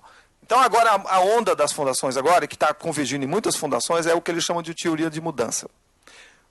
Se pegasse a experiência do PPCdão lá atrás, voltando para o Kennelly e o Caputa, e dissesse assim, qual foi a grande teoria de mudança que em 2000, qual foi a alavanca que vocês usaram que definitivamente mudou o jogo? Definitivamente mudou o jogo. Na minha opinião, foi a abertura dos dados. Foi a transparência, o elemento de transparência. Isso permitiu tudo mais. Isso permitiu que a fiscalização ficasse mais eficiente, ela ficasse mais transparente, você chega melhor no crime, permitiu os avanços subsequentes do cadastro ambiental, porque sem a informação, permitiu, inclusive, a seleção de áreas prioritárias para a criação de unidade de conservação, quando ficou evidente, já em 2005, onde é que estava havendo as novas frentes de desmatamento no caso da terra. Essa informação empoderou definitivamente. E por que ela é importante? Porque mesmo que o governo hoje queira fechar essa caixa, ele não controla mais essa caixa. Essa caixa está na mão da sociedade, essas informações já estão disponíveis. Então, a matéria da revista The Economist, e vou lembrar o início da matéria, porque ele fala exatamente isso, Capô. Essa abertura dos dados, a possibilidade do Brasil de monitorar, o governo continuou monitorando e fazendo um trabalho cada vez melhor. E a sociedade também monitorando, mudou completamente essa equação. O tema de informação é o tema mais sensível para governos. Em qualquer lugar, governo não gosta de abrir informação. Quando abre, quer fechar.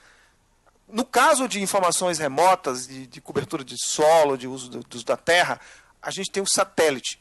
Infelizmente, a gente ainda precisa ter um sistema bom para a água, por exemplo, para vocês monitorarem os reservatórios aqui e começarem a ter estimativas independentes da Sabesp, confrontar e ir para o debate dos números.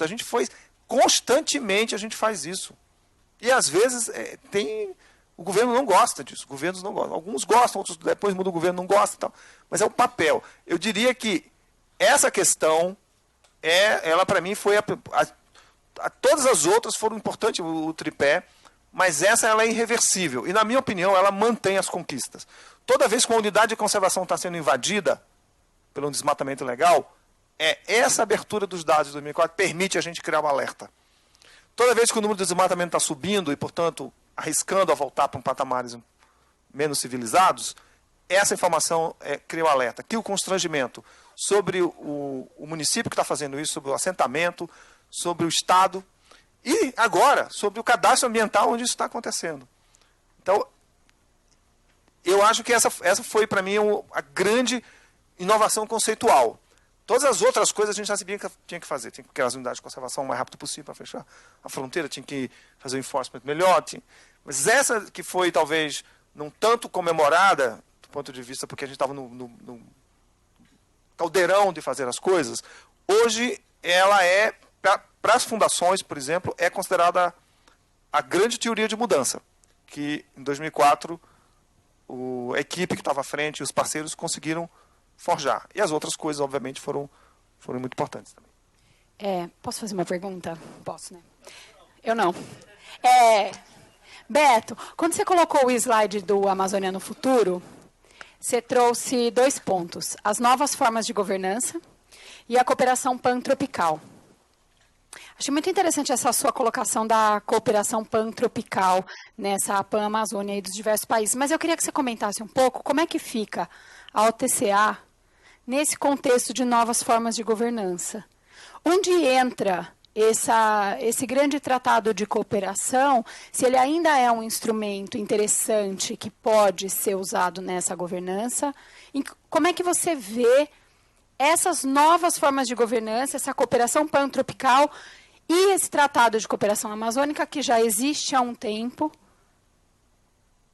Como é que você integra essas questões, assim? Como é que você vê esse contexto? Fiquei um pouco curiosa de entender o seu olhar para essa coisa dessas...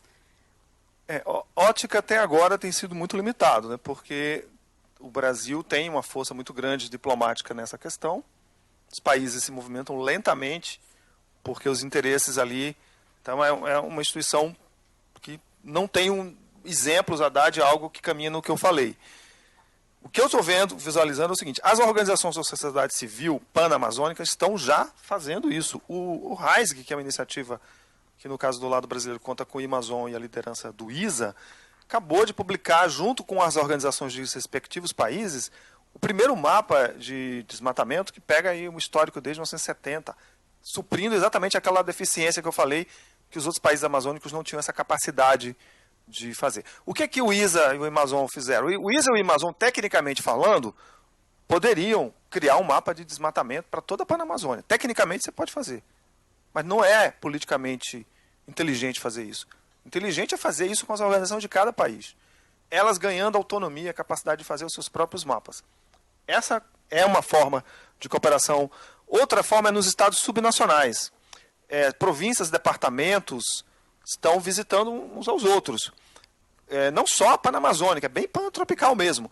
A gente recebeu visita do estado do Kalimantan, que foi visitar a experiência de Paragominas, estados da Malásia e tal. Eles estão olhando, porque as florestas tropicais têm várias questões em comum. O Chiapas, no México, veio conhecer a experiência do CAR.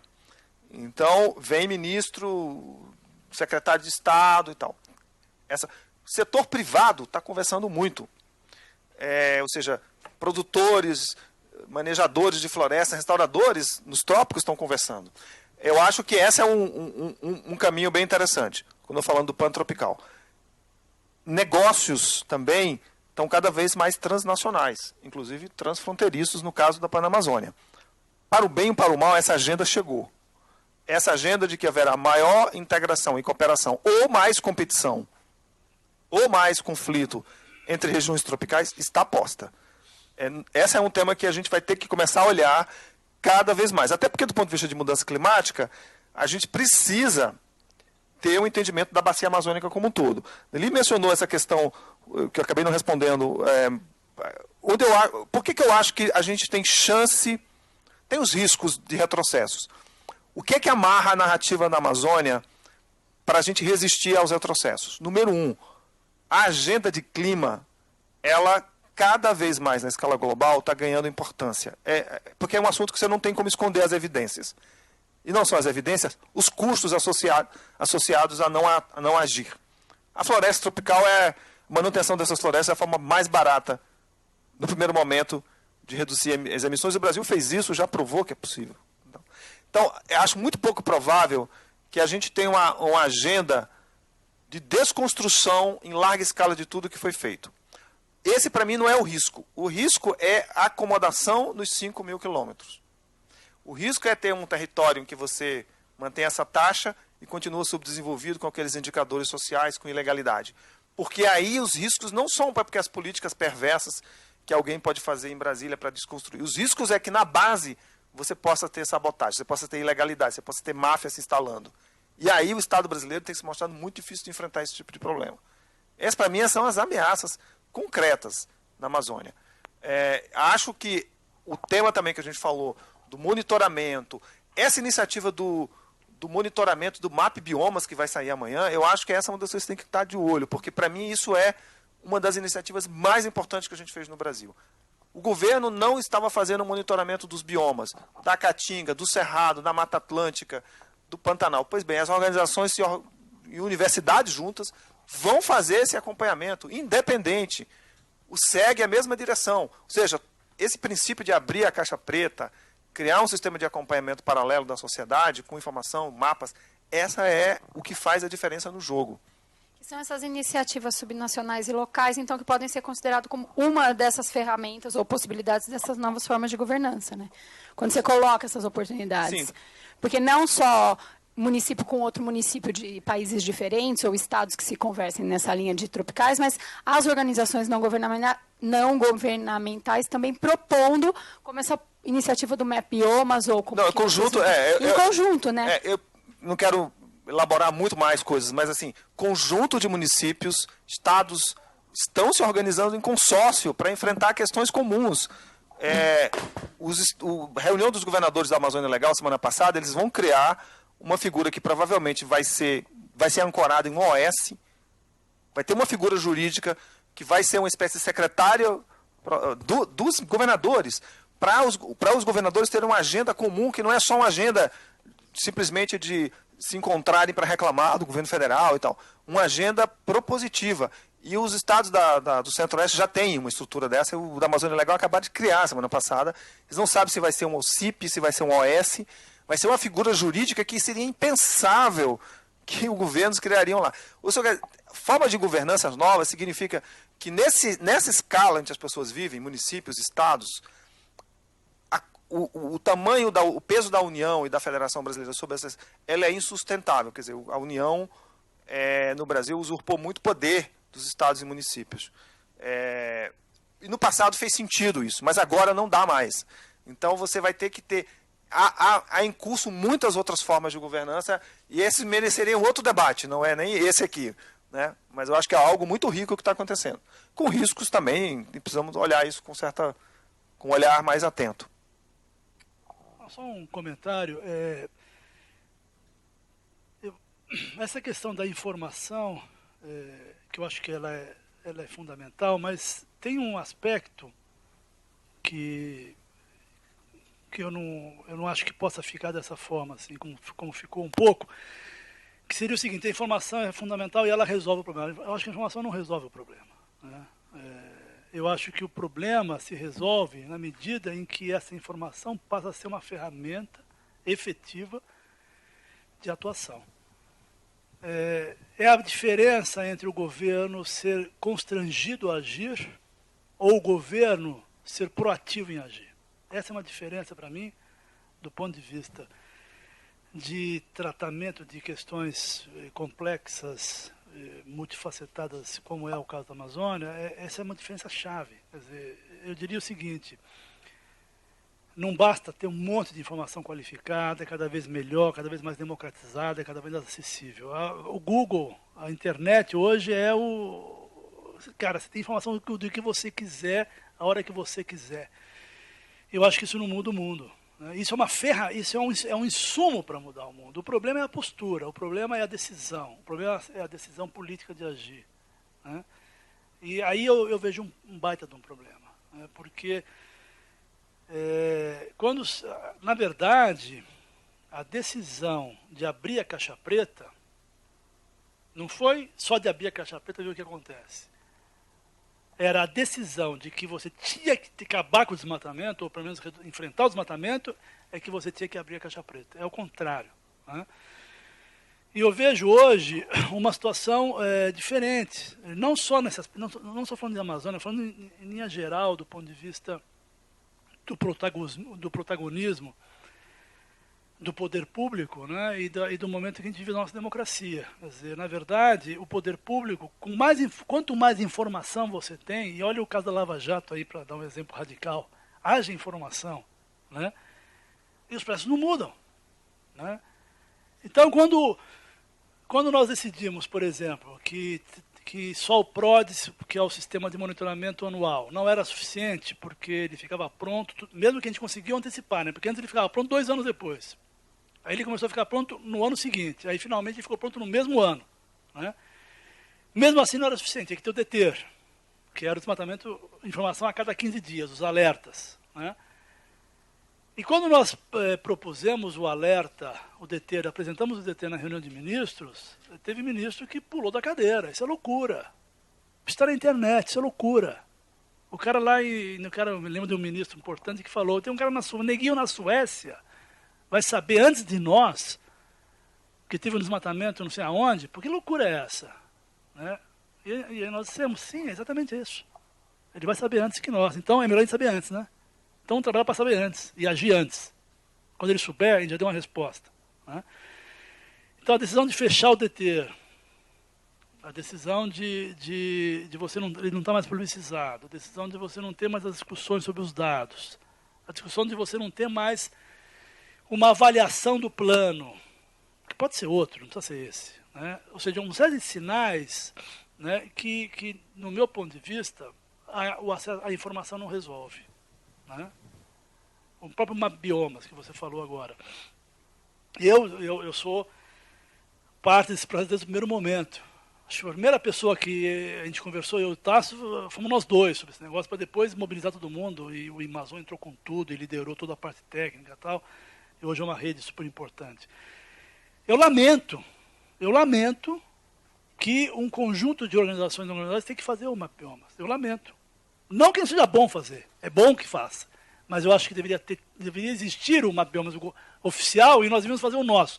Como é o Amazon que o Amazon faz? Eu acho que o Amazon fazer as análises de desmatamento é fundamental.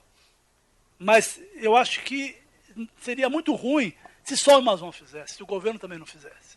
Né? Então tem essa questão que eu queria só relativizar um pouco. Eu acho que tem um problema de que eu acho que não dá para dar tanto mérito à informação em si, se não há um compromisso político, que depende de uma ação de um processo democrático de participação, que comprometa o poder público, que é que está encarregado de fazer as coisas, né? Liderar pelo menos, ou pelo menos lançar os desafios, se ele não estiver comprometido em utilizar essa informação para fazer. Não, concordo. Eu acho que uma vez você estava perguntando um pouco sobre um debate sobre as coisas que a gente tem conseguido fazer e tal. Acho que a vontade política, a pressão da sociedade, e isso é fundamental. Né? Nada substitui o Estado. Ele que tem capacidade de dar escala, de fazer as grandes coisas.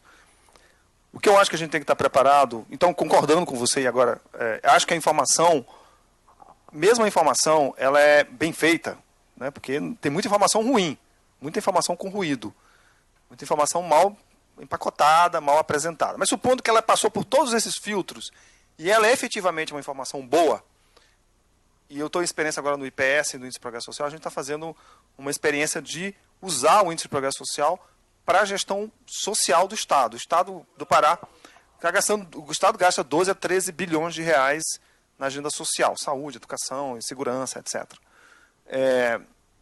E o Estado brasileiro, o Estado do Pará, ele opera na ideia do input, não do output, não do outcome.